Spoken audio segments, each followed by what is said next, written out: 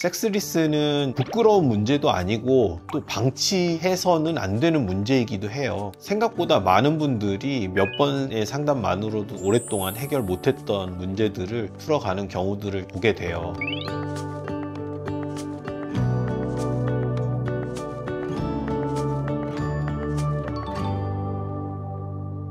여러 가지 측면을 고려를 해야 되겠지만 전문가들은 최근 1년 사이에 10회 미만으로 성관계가 없다 했을 때 섹스리스라고 부르는 것 같아요.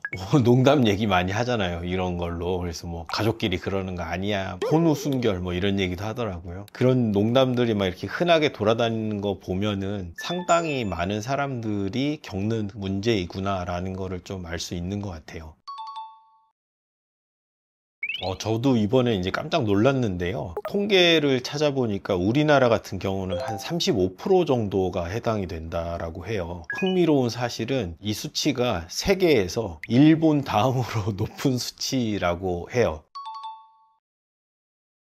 뭐 35%나 된다 그러면 너무 많은 숫자라서 단순히 개인의 문제로 돌리기는 어려운 것 같아요. 일종의 사회적인 현상이라고 봐야 되지 않을까라는 생각도 좀 들고, 비슷한 맥락으로 떠오르는 것들이 저는 우리나라가 유독 높은 자살률 그리고 저출산율 이런 것들이 좀 연관돼서 떠오르더라고요. 뭔가 우리나라에서 사는 게 사람의 자연스러운 본능 뭐 이런 것들을 가로막게 되는 사회적인 환경이 좀 있지 않나 뭐 이런 생각이 좀 들고, 나라는 부유해졌는데 아이러니하게도 그 안에 개인들은 생존하는 게 굉장히 더 힘들어졌다고 느끼잖아요. 경쟁도 심하고 경제적으로 생활비, 교육비 부담 뭐 이런 여러 가지 이슈들이 큰 스트레스로 작용을 하고, 그게 결국에는 부부 관계에도 영향을 미치는 거죠. 근데 또 이제 재미있는 거는 외도 경험 관련된 통계를 보면은 성욕 자체가 줄어들지는 않은 것 같아요. 남자들은 절반 이상이 되기도 하고 뭐 이러는데, 부부 관계는 안 하는데 여전히 뭐 성인물은 좀 보기도 하고 자의행위는 하기도 하고 이런 경우들도 많고요. 결국 성욕이 떨어진 건 아니고 성욕은 있는데 부부 사이에서 적절하게 이게 좀 해소가 되지 않고 표현이 되지 않는다. 그래서 이게 성욕의 문제가 아니라 뭔가 친밀감 그리고 소통의 문제가 아닐까 뭐 이런 생각들을 하게 되는 거죠.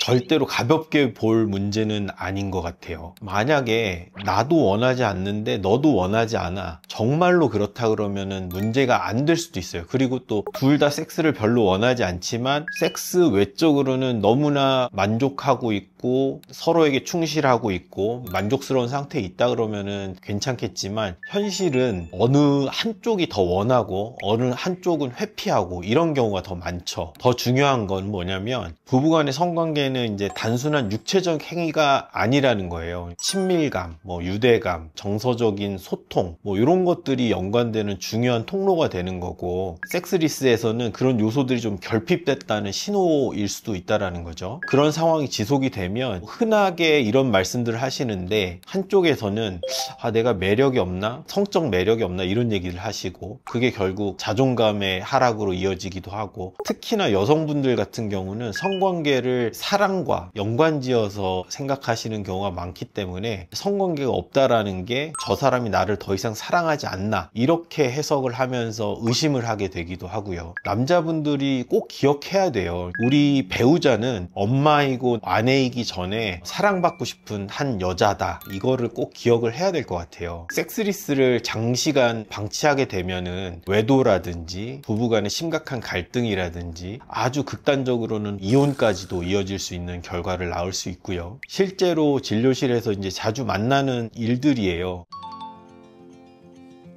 제가 임상에서 이런 것들이 좀 효과적이다라고 생각됐던 한 5가지 정도가 있었거든요. 첫 번째는 상대방의 욕구에 좀 귀를 꼭 기울여야 된다. 상대방의 정서적인 욕구, 또 성적인 욕구 이런 것들에 관심을 갖고 좀 케어를 해야 되는데, 이거는 당연한 의무이기도 하고 즐거움이기도 해요. 이렇게 생각해 보면 되는데, 남자가 됐든 여자가 됐든 경제적으로 무책임한 배우자하고 살 수 있겠어요? 못 살 거 아니에요. 그런 거랑 똑같은 같은 거죠. 성적으로 무책임한 배우자랑 살기가 힘든 거죠. 어떤 면에선 우리가 다른 의무를 다하듯이 배우자에게 성적인 의무도 다하고 또 의무를 넘어서서 스스로도 좀 즐길 수 있는 상대방의 욕구에 귀를 기울이는 자세가 좀 필요하다고 말씀을 드리고 싶고요.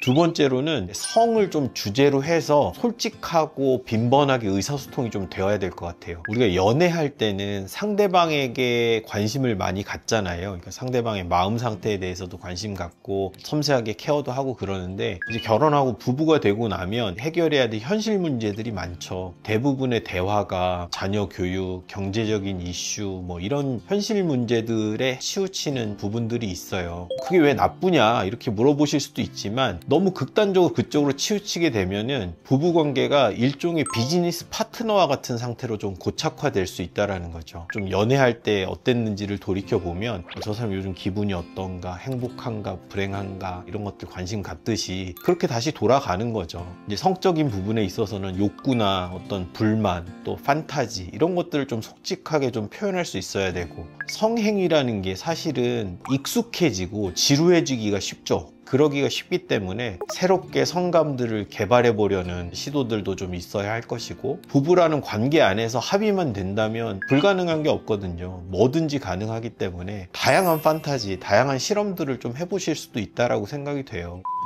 또 세 번째로는 은근히 신체적인 원인, 물리적인 원인도 있습니다. 예를 들면 남자분들 발기부전, 젊은 나이부터 요즘 잘생기거든요. 이거 스트레스도 연관이 많이 있는 것 같고, 뭐 신체 활동이 줄어드는 것도 연관이 있는 것 같고, 어쨌든 간에 생각보다 굉장히 흔한 문제입니다. 이거는 뭐 너무나 효과적인 약들이 있잖아요. 또 한 가지는 이른 나이에 요즘 남자분들이 급격한 성욕의 감퇴, 무기력, 활력이 떨어지고 이런 얘기들 많이들 하시거든요. 비뇨기과 가서 혈액 검사 같은 거에서 호르몬 체크해 보면 남성 호르몬 수치가 극단적으로 떨어져 있고 이런 예들 자주 본단 말이에요. 네비도라 그래가지고 남성 호르몬을 보충해 주는 주사가 있습니다. 맞아보신 분들 뭐 주변에 얘기를 들어보면 굉장히 활력이 올라온다 그래요. 성욕도 다시 회복되고 뭐 이런 얘기를 하시고요. 또 여자분들 입장에서는 심심치 않게 질건조증 호소하시는 분들이 있거든요. 그런 분들한테는 성행위가 고통스러운 상황이 될 수도 있거든요. 그럴 때 이제 적극적으로 치료받거나 뭐 윤활제 같은 것들 도움 얻으실 수도 있겠고, 또 여자분들 이제 출산 과정에서 골반 근육 같은 것들의 손상 흔하게 생길 수 있어요. 그러다 보면은 출산 전에 비해서 내 성감도 떨어지고 상대방의 성감도 떨어지고 뭐 이런 경우들이 있거든요. 이럴 때는 또 산부인과적인 수술도 있고 뭐 레이저 시술들도 있고 이렇거든요. 또 한 가지는 요즘 각방 정말 많이 쓰시더라고요. 아이들을 굉장히 나이가 들었는데도 데리고 주무시고 이런 분들 많아요.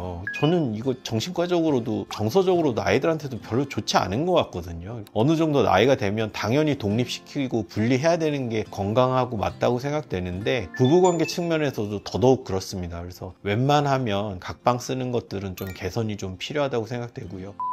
네 번째로는 심리적인 요인을 절대 무시할 수가 없습니다. 뭐 스트레스, 불안, 우울 이제 일반적인 예가 될 거고, 그거보다는 흔하지는 않지만 뭐 어린 시절부터 있었던 성적인 트라우마라든지, 어떤 분들은 임신에 대한 공포 이런 것 때문에 성행위를 굉장히 기피하시는 분들도 있어요. 또 성격적으로 성적인 부분이 억압된 그런 분들도 있거든요. 그래서 심리적인 요인 같은 것들을 좀 자세하게 분석하고 해결해 보는 것들도 굉장히 중요하게 작용한다. 마지막으로는 이거는 쉬워요. 이거는 해볼 수 있을 것 같아요. 누구나. 뭐 1년 동안 2년 동안 스킨십이 끊어진 사람이 갑자기 오늘 우리 하자, 이거 굉장히 어색하거든요. 그렇게 잘 안 되거든요. 평상시에 스킨십을 좀 생활화해야 돼요. 소소한 스킨십들 있잖아요. 우리 요즘에 산책하고 공원들 걷다 보면 나이 지긋하신 노부부인데 둘이 이렇게 손잡고 이렇게 걸어 다니시는 모습 보면은 굉장히 보기 좋고 마음이 따뜻해지는 그런 느낌 들 때가 있는데, 남들 보면서 그렇게 부러워하지만 마시고, 우리도 집에서 조금 쑥스러워하지 마시고 이렇게 가볍게 손도 좀 잡으시고, 포옹도 굉장히 좋은 것 같아요. 아 그래, 당신 오늘도 수고했어, 내일도 힘내자, 뭐 이런 식으로 서로 안아주면서 등도 좀 토닥이시고 서로 자기 전에 좀 누워있을 때 마사지도 좀 번갈아 가면서 해주실 수도 있는 거고, 또 나아가서는 가벼운 뽀뽀, 이렇게 작은 스킨십에서부터 시작해서 빈도를 늘려가시는 것들이 좀 중요하다고 생각돼요. 그리고 또 한 가지는 이런 모습들을 자녀 앞에서 보여주는 것들이 굉장히 건강한 교육의 기회가 된다고 저는 생각하거든요. 좋은 본보기가 될 것 같아요. 그래서 이런 부분들 잊지 않으셨으면 좋겠어요. 뭐 성기능 문제 같은 것들은 의학적으로 접근할 수 있고, 또 우울증, 불안감, 트라우마 같은 것들은 정신과에서 또 도움을 충분히 얻으실 수 있다고 생각되고요. 생각보다 많은 분들이 몇 번의 상담만으로도 오랫동안 해결 못했던 문제들을 풀어가는 경우들을 보게 돼요. 섹스리스는 부끄러운 문제도 아니고 또 방치해서는 안 되는 문제이기도 해요. 또 해결할 수 있는 문제이기도 하거든요. 뒤로 밀려서 방치되는 경향이 있는데 그러지 마시고 조금 더 적극적으로 좀 대처할 수 있었으면 좋겠다, 이런 말씀 드리겠습니다.